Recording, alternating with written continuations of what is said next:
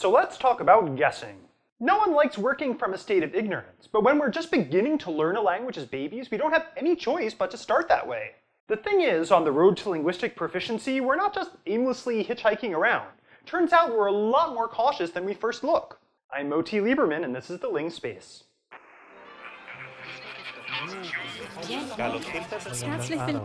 Welcome to the Ling Space.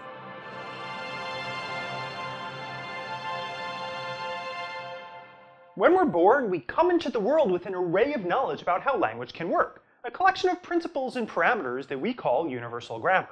But we're not ready to swing into action right away with little infant thoughts expressed immediately. Some of this is really obvious. Babies may be able to differentiate between any pair of sounds in any of the world's languages, but they're not able to pronounce all of them, let alone bust out with full articulate sentences. A 6-month-old isn't ready to get all dressed up and make demands of anyone, except through some full-on crying.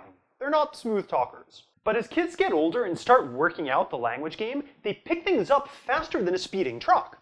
But even then, though, the ride isn't totally calm. There's a lot of structure that underlies our speech, our phonology, and our syntax. And even with the deluge of data that an average kid will get, it still takes time. A lot of getting our sound system nailed down is just physical. We need to put in the rehearsal time to work out how to make our vocal tract perform its super precisely timed dance. And kids will often know when they're getting things wrong, like only being able to say sip instead of ship, or correcting their parents when they repeat fis instead of fish. They can really know where their problems are in getting the right mouth performance. But what about when they go bigger and start building sentences?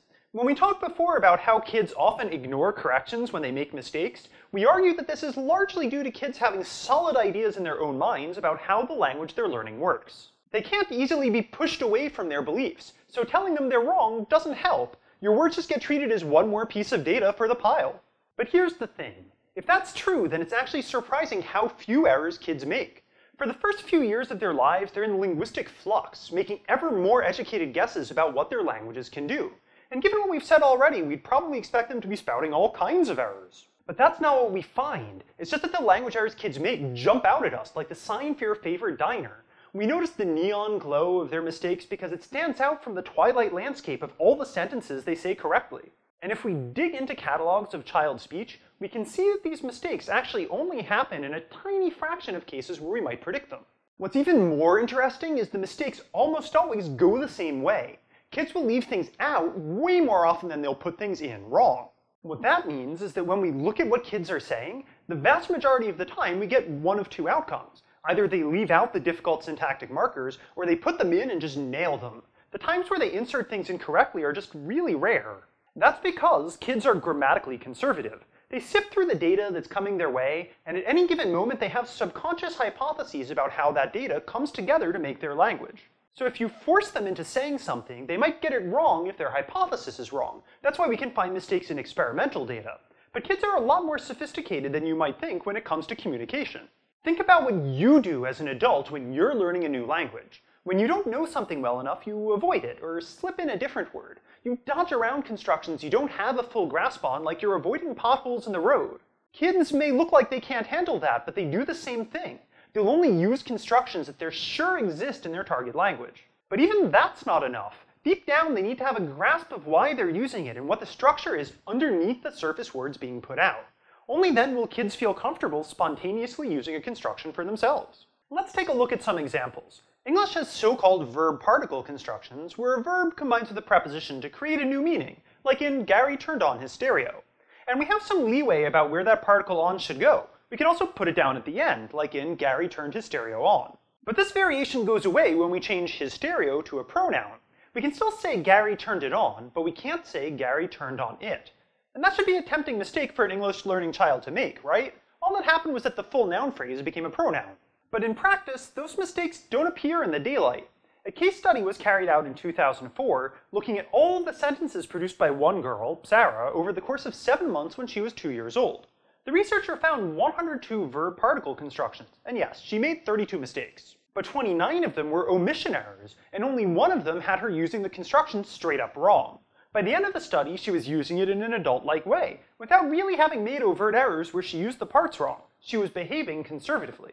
Or let's look at a case from Spanish for when you use a to mark your object. When the object is inanimate, a doesn't show up. In a sentence like busca un batido, or she's looking for a milkshake, you can't slot that a between the verb busca and the article un. But when the object is animate, you can use it, as in busca a una bruja, or she's looking for a witch. But here's the thing, that's only true if our subject here wants to meet a specific witch. If any old witch will do, then you get busca una bruja without an a. So that pattern makes it look like a marks her specificity, and yet what happens when we have she isn't looking for anyone? That turns up as no busca a nadie. We need the a marker even though nobody can't be a specific individual. The deployment of this object marker a is pretty subtle, and adult L2 learners of Spanish often make mistakes with how exactly to use it. But not 2-year-old Spanish kids. A 2008 study looked at spontaneous speech samples from Spanish children. They found that kids don't use the object marker when they shouldn't, and when they do use it, it's appropriate. They don't go through a stage where they're getting it wrong because they're conservative, which means they don't start using it at all until they know they're right. And these are just a couple of examples of this pattern. There's been a lot of research about this phenomenon, way more than we could talk about in just one episode. Linguists have looked at children's acquisition of number and tense marking in richly inflected languages like Georgian, Polish, and Turkish, or where and how to use words like any in English, or where to use overt subject pronouns in Spanish. And the pattern is the same. Kids pretty much either make mistakes by leaving things out, or they get things correct when they say them. They don't just go around putting their words together wrong and then saying them out loud. But what's maybe the coolest thing about this is how deep it goes. There are some properties in language that pattern together underlyingly, but on the surface, they don't obviously line up. Let's take a look at the compounding parameter, which covers a few different syntactic setups. One of them is that verb-particle construction we looked at before, like Rose turned her car off. Some languages let you split the particle off like that, and others don't. The equivalent sentence in Spanish is just terribly bad. And on the face of it, your language being able to split off particles shouldn't have anything to do with something like whether it can just cram together any nouns you feel like into a giant monster compound. Like, in English, I can string up a stretch of 4 words like road ghost danger zone. And even though you've never heard it and it gets 0 hits on Google, you can still easily work out what it means. But in Spanish, you can't just compound stuff up like that. The equivalent Spanish set of 4 words is a terrible linguistic slag pile. English lets you make up compound nouns out of whatever you want. Spanish has some set compounds and you can't just make up new ones. It turns out that when you look across languages, you find a pattern. If you can split the verb-particle construction, then you have the ability to compound up any nouns you want to. Dutch, Estonian, Thai, etc. They let you do both. And Arabic, Japanese, Serbo-Croatian, and more allow neither. So naturally, you have to learn what group your language falls in. For English kids, around the same time we see them start to use one construction, we also see them starting to use the other, as reported in a 2007 study. The correlation is about as strong as it could possibly be, and they show the expected pattern right off the bat. But here's the kicker. That pattern only goes one way. You can have the big novel compounds without having sentences like Emma set the hamburger out, but not vice versa. We can find languages like Japanese or American Sign Language that let you build up compounds, but don't let you split off particles. But big compounds like that are fairly rare, and so it takes Japanese kids a while to work it out. They don't start using them spontaneously until they're 3 or 4 years old. But English learning kids, they have it easy on this one. Verb-particle constructions are all over the place, and learning them means they get the compounds for free. They know they have to be okay. And that means they can start using compounds earlier. They start doing these between 2 to 2.5 years of age, which is way younger than the Japanese kids. And we don't see them using them incorrectly more just because they start younger. They nail both from the start in grand conservative fashion. Grammatical conservatism in kids is actually great for linguists. It means that spontaneous speech is a reliable sign of what can be allowed in a kid's grammar.